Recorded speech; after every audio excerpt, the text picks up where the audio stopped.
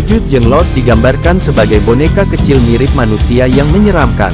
Boneka jenglot memiliki ukuran kecil bervariasi, berkulit gelap dengan tekstur kasar seperti mumi, berwajah seperti tengkorak dan bertaring mencuat serta memiliki rambut dan kuku yang panjang. Menurut kepercayaan yang beredar, jenglot kental dengan cerita mistis, salah satunya menjadi boneka pelindung atau pembawa keberuntungan bagi pemiliknya. Sebagian orang juga percaya bahwa santet pakai jenglot dianggap ampuh karena berkekuatan magis sebagai media guna-guna.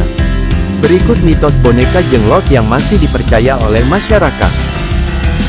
Boneka jenglot biasanya digambarkan sebagai makhluk miniatur yang terlihat seperti manusia kecil atau mumi kecil.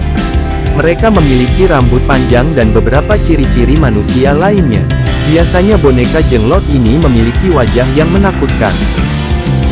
Ada berbagai versi tentang asal-usul boneka jenglot. Konon jenglot ditemukan saat sejumlah paranormal alias dukun melakukan tirakat di Welingi, Jawa Timur pada tahun 1972 yang silam.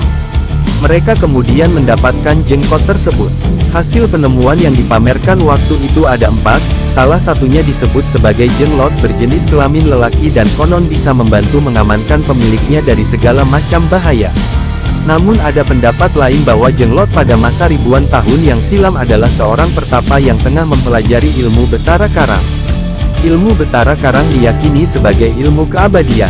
Artinya setiap orang yang memiliki ilmu tersebut akan hidup abadi di dunia.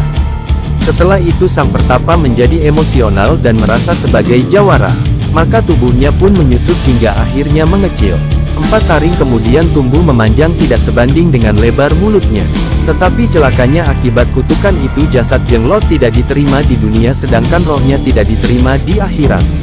Maka hasilnya roh tersebut seperti terpenjara dalam jasad kecil itu. Jenglot sendiri sebenarnya diyakini sebagai benda mati alias bukan makhluk hidup.